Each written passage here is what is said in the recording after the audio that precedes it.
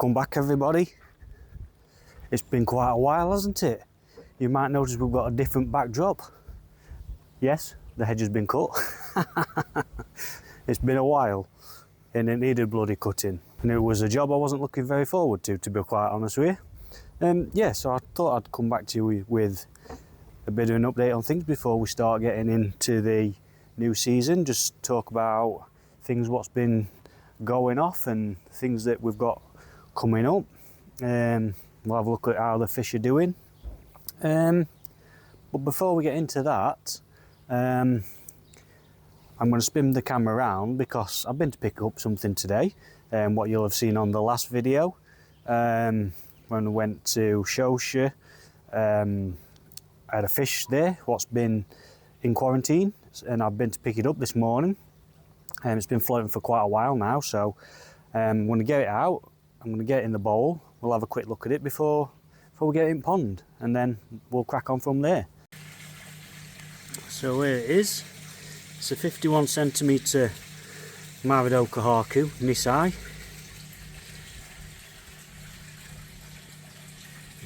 It's really nice frame on this fish. Great sashi and kiwa on it. It is male, but I'm not particularly fussed about that, if I'm perfectly honest with you. Incredible value for money really, which is one thing that you get with males. No, not everybody is overly keen on buying male fish, but you can't argue that you don't get incredibly good value for male fish.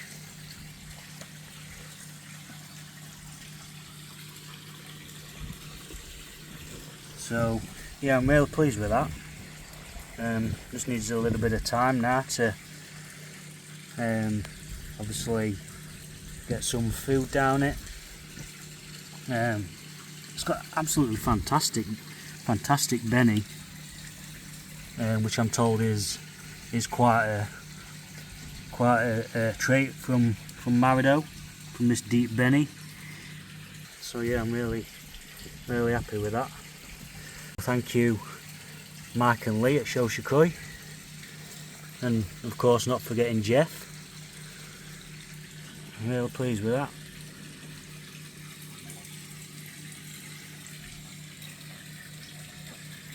Right then guys, I'm going to get this fish in now because it's had a bit of a journey. It's been acclimatised for quite some time, so we'll get it in pond and then I'll come back to you and we'll have a chat about things.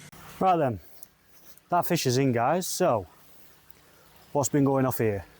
Well, I guess the first thing we should tell you about is my bottom drain. My diffuser on the bottom drain, it's come off altogether. It's snapped clean, and I'll show you that. And if you remember, it did this once before on a joint, which is why I had to use a rubber boot to repair it. Well, same's happened again. I shall spin you around. So there's my diffuser. This is where it was repaired before, where this rubber boot is, and now it's snapped clean right down at the bottom. So I wasn't too pleased when I seen that floating up to the surface. Obviously we've got the bottom drain open down there. Can't really see it, but it's open. Now the only way I'm going to be able to repair that is going to be to drain the pond, unfortunately. Bit of a bugger, but that's what's going to have to happen. I'm going to have to drain the pond to repair that bloody thing. Now, because that broke, what I've been having to do is use an additional air stone, and what I've got going in the pond here, use me spare pump that's just been sat down there with a bucket over it, just to keep a little bit of extra air going in. The elbow what went down and underneath the water surface, I lifted that up just to agitate the surface a bit more on top of the water at the back over there. So that's why that's like that. The air bar's still running. So yeah, I've just used that just to get a little bit more air into the pond with my bottom drain not working. So it is what it is with that. She's bloody scraped her head. I don't know how well you'll see it. Look at this here. Just, no. I don't know how well you can see that.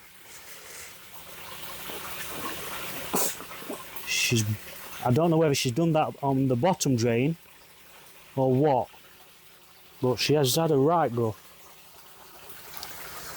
So I'm well pissed off about that. Some of the fish are coming on absolutely fantastic. The ones I've been growing on through winter, the Sanke, the Gimrin Kahaku, the Tancho Kahaku, another Sanke what I've got, what I got at the same time as the Tancho. That one, unfortunately, so let me spin you around, that Dainichi Sanke, it looks as though it's losing some Benny, which I'm really pissed off about, because I think if it weren't for that, now that it's starting to get bigger and that Benny's starting to come through a lot thicker, it'd make a really, really nice fish. But because it's starting to lose that Benny, it's one of them things. I guess, such as Tosai, I suppose, that's what happens with them, isn't it? Or can happen with them. It's one of the risks you take with Tosai, I suppose. But what I might do is get that fish out and show you exactly what's happening with it. Yeah. Other than that, they are looking really well. They have had to have one treatment a few weeks back. They had to have a treatment for Costier, which I just used some formalin and malachite green. That seems to have cleared them up. I'll get that fish out, the Sanke. I might also get the others out just to show you how well they've developed over winter and what sizes they were prior to winter. And just show you just how well that they have developed over that winter growing period. So I'll put camera down. I'll get this Dainichi Sanke out first and just show you exactly what's going off with that. And then, yeah, I suppose we can talk about that a little bit more in bowl, I suppose. So I'll come back to you in a minute. So here's the Dainichi Sanke. I got this. I did a video on this 6 months ago, so about September time or something like that. It's bodied up really well, but as you can see, just on the shoulder and just on the face, it's started to lose a bit of Benny. If I can just, as you can see,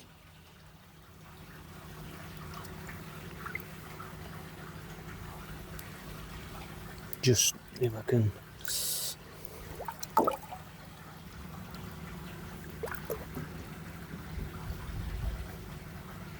just on the shoulder.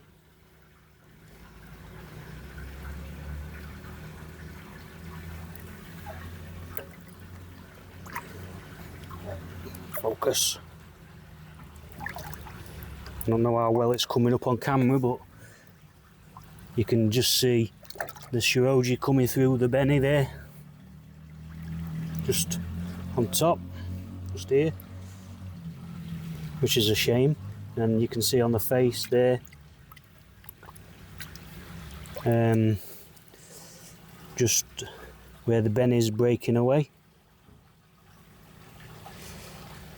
which is quite a shame really, because I think once this starts to, once it started to develop further and that Benny started to thicken up and the sumi started to thicken as the fish got older, I think it'd make a really nice Sanke. Just want to see how big it is now. So it was 21 in September.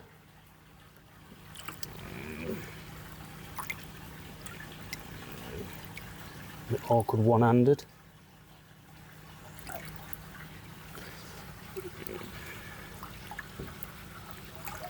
So the fish is now 43. So it's done 22 cm in those 6 months. I'll see a bit better now, look. Just there, look. That's where the Benny is failing and the Shiroji is coming through.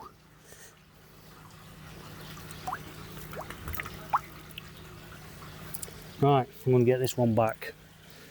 Just wanted to show you that, just to show you the reality of taking a risk with Tosai. But it's not always a risk, you sometimes get rewarded. So this is the Tomara Sanke. This one in October when it went to the Birmingham show was 40 centimetres, and now growing it on through the winter period, it's now at 50 centimetres Nisai.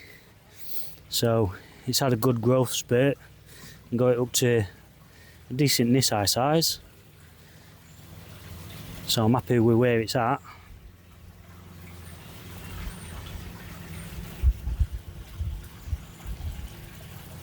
It's looking well. Obviously, as you can appreciate, the white isn't particularly white because it's been on it's been growing, so it's not conditioned.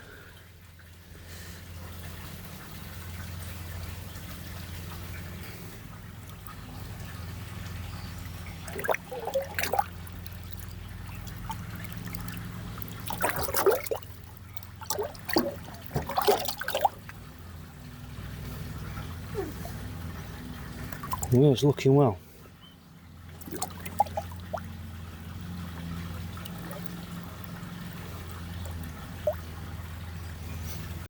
Right, that's them back in the pond, guys.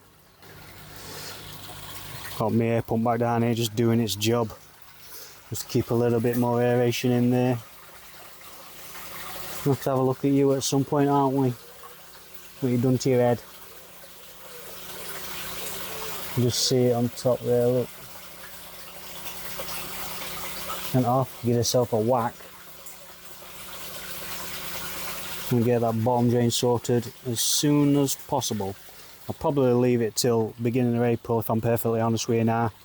Wait till weather's a little bit warmer, and it can hold its temperature a little bit higher naturally.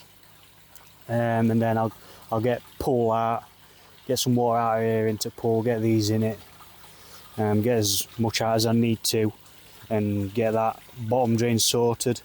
But at the same time, while it's emptied, what I've got to do is sort my biochamber. Now, for those that have been following a little while, you'll remember that I've been saying that I'm upgrading my biochamber. Well, that time is now coming round. I've got my biochamber, but what I want to do is totally sort out my shed, all my filtration in there, move it around to get the biochamber in, so I'm satisfied with its position because it is a fairly big biochamber. But to do that, it means I've got to reposition where my bottom drain comes up through the floor. So I need the pond empty as much as possible to be able to do that, because I've got to get under the shed floor. I've got to do some digging under the shed floor, which I'm not looking forward to. I'll be honest with you, it's going to be an absolute ball ache, and reposition stuff around. I mean, if you look at this shed now, the shed, it's, yeah, I mean, over winter it's just become neglected. There's shit everywhere. So what I'm hoping to do, fuck off. Yeah, so what I'm hoping to do is get as much as that cleared out as possible to make the room that I need to, so I can get to the floor.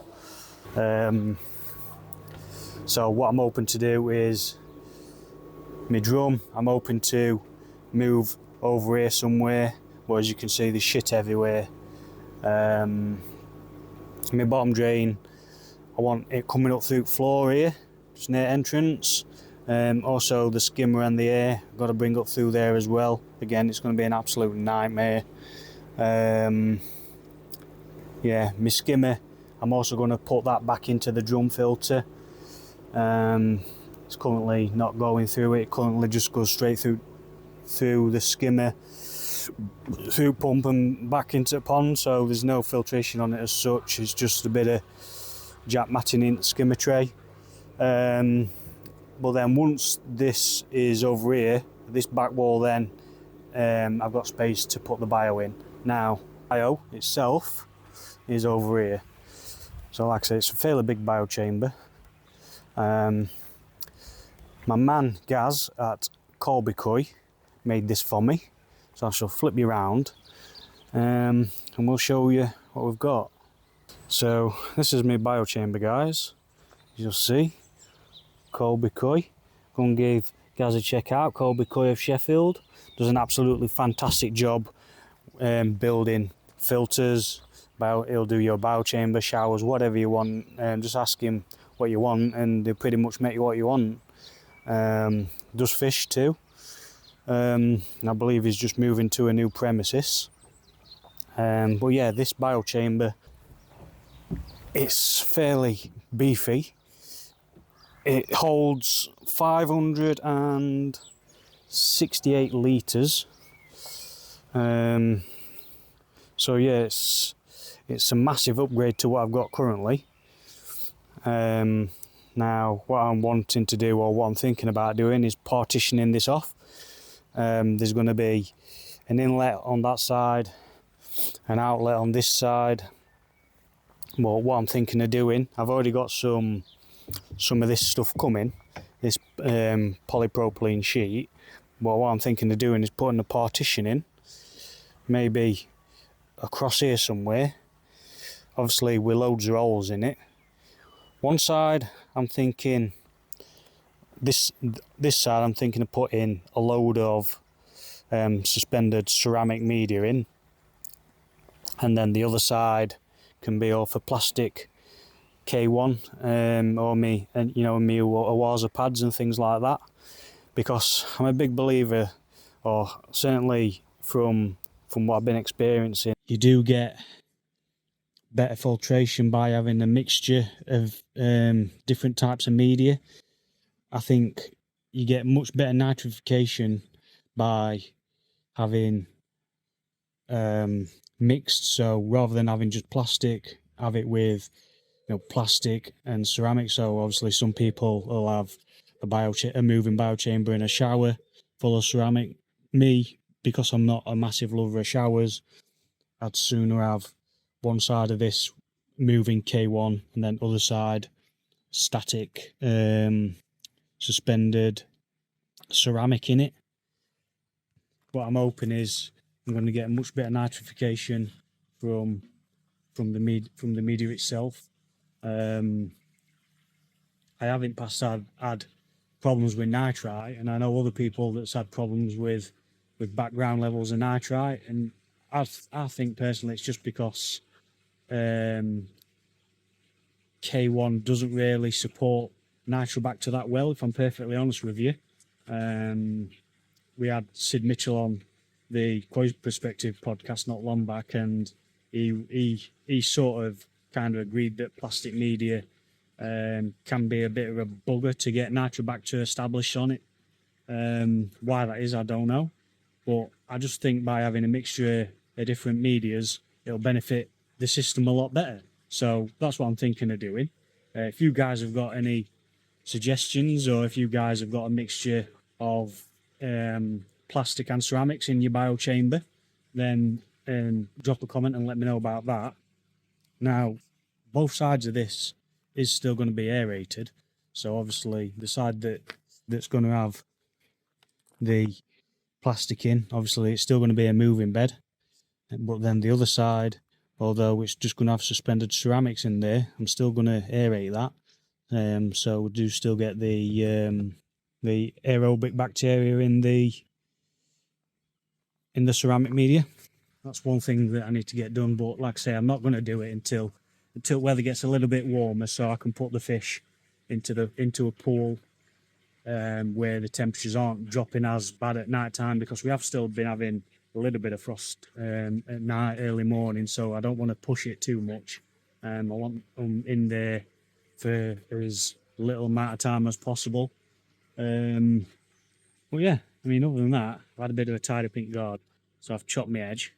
That absolute ball ache. This is going to be done again come springtime.